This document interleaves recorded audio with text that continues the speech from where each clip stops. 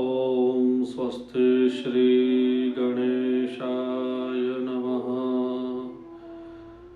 श्री सरस्वत्यै नमः। श्री गुरुभ्यो नमः।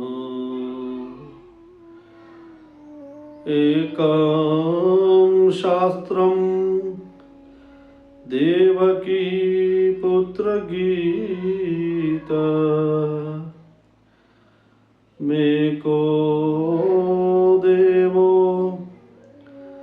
देवकी पुत्र एव एको मंत्रस्तस्य नामानि यानि कर्माप्येकं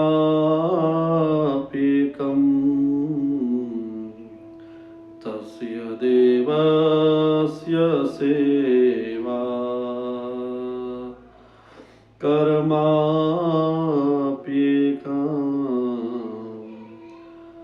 तस्य देवस्य सेवा। ओम श्री परमात्मने नमः।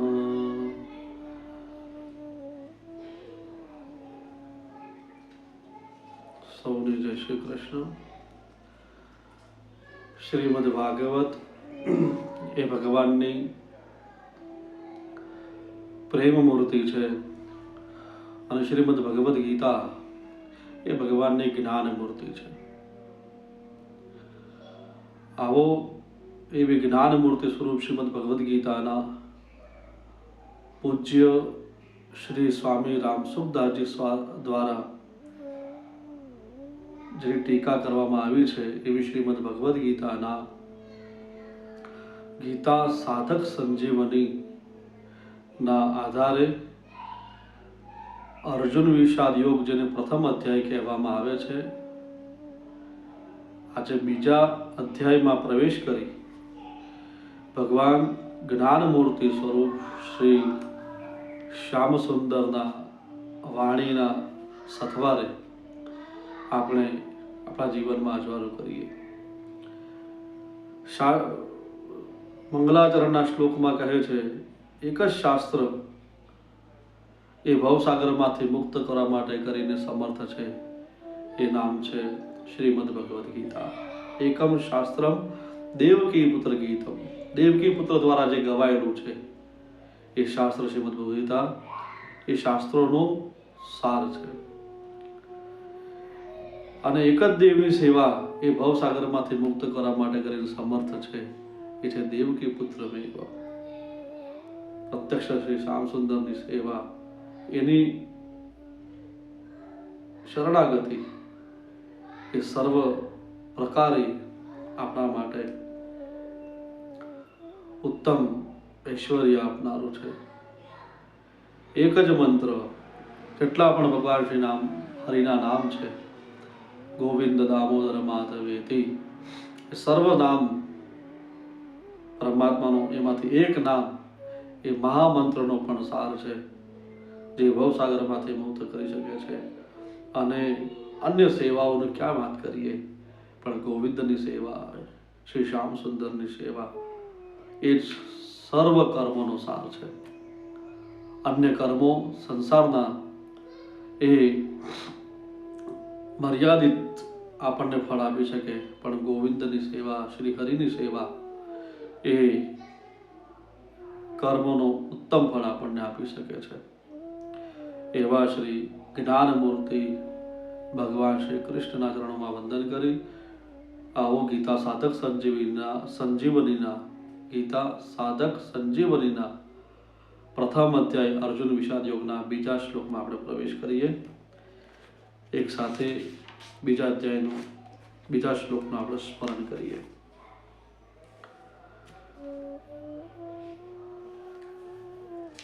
સંજય ઉવાચ दृष्ट्वा तु पाण्डवानीकं व्यूढं दुर्योधनस्तदा आचार्यमुपसंगम्य રાજા વચનમબ્રવીત.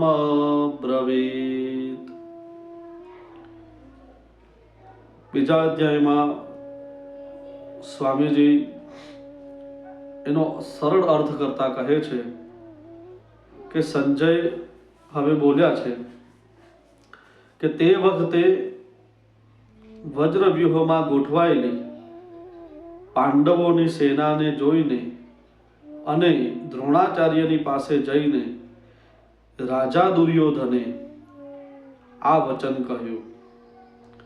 ટીકા કરતા સ્વામીજી કહે છે, તદા એટલે જે વખતે બંને સેનાઓ યુદ્ધને માટે ઊભી રહી હતી તે સમયની વાત સંજય અહીં તદા પદથી કહે છે. કારણ કે ધૃતરાષ્ટ્રનો પ્રશ્ન યુદ્ધની ઈચ્છાવાળા મારા અને પાંડુના પુત્રોએ શું કર્યું એ બાબત સાંભળવાને માટે જ હતો. તું પદને સંબોધીને ધૃતરાષ્ટ્રે પોતાના ને પાંડુના પુત્રો વિશે પૂછ્યું છે. આથી સંજય પણ પહેલા ધૃતરાષ્ટ્રના પુત્રોની વાત બતાવવા માટે અહીં તું પદનો પ્રયોગ કરે છે. દૃષ્ટવા પાંડવાનિકમ વ્યુઢમ. આ અધ્યાયમાં 3 વાર દૃષ્ટવા એટલે જોઈને એવો અર્થ થાય એ પદનો પ્રયોગ થયો છે. પાંડવ સેનાને જોઈને દુર્યોધનનું દ્રોણાચાર્ય પાસે જવું, કૌરવ સેનાને જોઈને અર્જુનને ધનુષ્યને ઉઠાવવું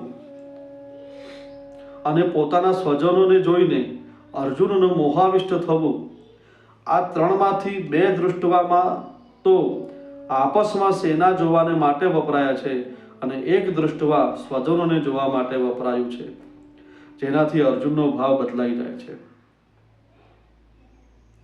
પાંડવોની વજ્રવ્યૂહથી ઉભેલી સેનાને જોવાનું તાત્પર્ય એ છે કે પાંડવોની સેના ઘણી સુંદર રીતે અને એક જ ભાવથી ઊભી હતી. અર્થાત એમના સૈનિકોમાં 2 ભાવો ન હતા, મતભેદ ન હતો. કૌરવ સેનામાં મતભેદ હતો, કારણ કે દુર્યોધન, દુશાસન વગેરે તો યુદ્ધ કરવા ઈચ્છતા હતા, પરંતુ ભીષ્મ, દ્રોણ, વિકર્ણ વગેરે યુદ્ધ કરવા ઈચ્છતા ન હતા. એ નિયમ છે કે જ્યાં આપસમાં મતભેદ હોય છે ત્યાં તેજ રહેતું નથી. એટલે મતભેદ હોય એટલે એનો પ્રભાવ ઓછો થઈ જાય છે. પાંડવોની સેનાનો સર્વનો એક જ મત હતો, જ્યારે કૌરવ સેનાની અંદર મતભેદ હતા. એટલે સ્વામીજી આપણને કહે છે કે તેમના પક્ષમાં ધર્મ અને ભગવાન શ્રી કૃષ્ણ હતા. પાંડવોના પક્ષમાં ધર્મ અને ભગવાન શ્રી કૃષ્ણ હતા. જેને પક્ષે ધર્મ અને ભગવાન હોય છે એમની બીજાઓ ઉપર ભારે અસર પડે છે. એટલા માટે સંખ્યામાં ઓછી હોવા છતાં પણ પાંડવોની સેનાનું તેજ, એનો પ્રભાવ વધારે હતું ને એની બીજાઓ ઉપર ભારે અસર પડી હતી. આથી પાંડવ સેનાની દુર્યોધન ઉપર પણ ભારે અસર પડી, જેથી તે દ્રોણાચાર્ય પાસે જઈને નીતિવાળા ગંભીર વચનો બોલે છે. રાજા દુર્યોધનને રાજા કહેવાનું તાત્પર્ય એ છે કે ધૃતરાષ્ટ્રનું સૌથી વધારે પોતાપણું મોહ દુર્યોધનમાં જ હતું. દુર્યોધન રાજા ન હતો, રાજા તો ધૃતરાષ્ટ્ર છે, પણ અહીંયા દુર્યોધનને રાજા કહેવાનું કારણ કહે છે કે ધૃતરાષ્ટ્રની અંદર રહેલી જિજ્ઞાસા, રાજ્ય લોલુપતાનું મોહરૂપી જે વૃક્ષ હતું એ દુર્યોધન હતો, અને એ દુર્યોધન ધૃતરાષ્ટ્રના રૂપમાં અહીંયા યુદ્ધ કરી રહ્યો છે. રાજ્યના બધા કાર્યોની દેખભાળ દુર્યોધન જ કરતો હતો. પરંપરાની દ્રષ્ટિએ પણ યુવરાજ દુર્યોધન જ હતો. ધૃતરાષ્ટ્ર તો નામ માત્રના રાજા હતા. યુદ્ધ થવામાં પણ મુખ્ય કારણ દુર્યોધન જ હતો. આ બધા જ કારણોથી સંજયે દુર્યોધનને માટે રાજા શબ્દનો પ્રયોગ કર્યો છે. આચાર્ય ઉપસંગમ્ય. દ્રોણાચાર્ય પાસે જવામાં મુખ્યત્વે 3 કારણો દુર્યોધનના જણાય છે. પોતાનો સ્વાર્થ સાધવા માટે, અર્થાત દ્રોણાચાર્યના મનમાં પાંડવો પ્રત્યે દ્વેષ ઉત્પન્ન કરીને એમને વિશેષ રૂપે પોતાના પક્ષમાં કરવા માટે દુર્યોધન દ્રોણાચાર્ય પાસે ગયો. વ્યવહારમાં ગુરુ હોવાના સંબંધથી માન આપવા માટે પણ દ્રોણાચાર્ય પાસે જવું યોગ્ય હતું. અને ત્રીજા કારણમાં સમજાવે છે કે મુખ્ય વ્યક્તિનું સેનામાં યથાસ્થાને ઊભા રહેવું ઘણું જ જરૂરી હોય છે, નહીંતર વ્યવસ્થા બગડી જાય છે. એટલા માટે દુર્યોધનનું દ્રોણાચાર્ય પાસે જાતે જ જવું યોગ્ય જ હતું.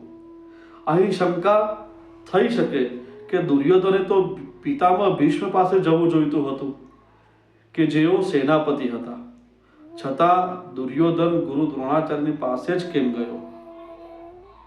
એનું સમાધાન એ છે કે દ્રોણ અને ભીષ્મ બંને ઉભય પક્ષપાતી હતા, અર્થાત તેઓ કૌરવો અને પાંડવો બંનેનો પક્ષ ખેંચતા હતા.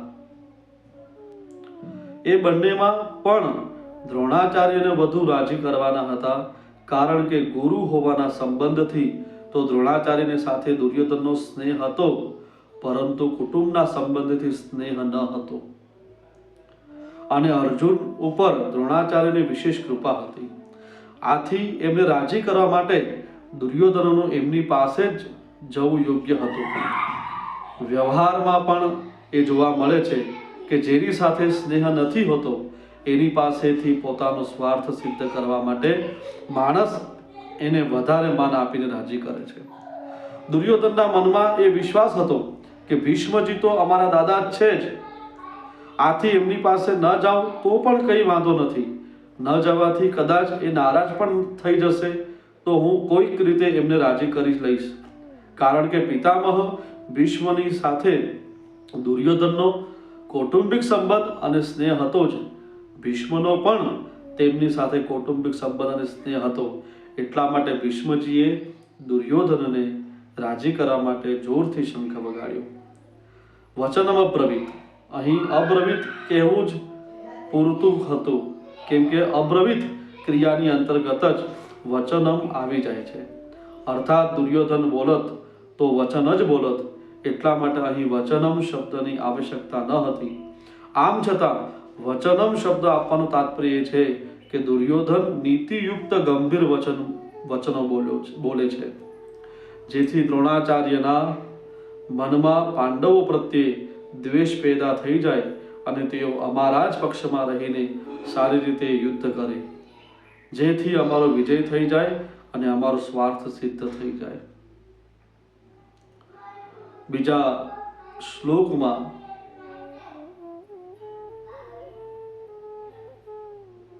પાંડવોની સેનાનું ધર્મયુક્ત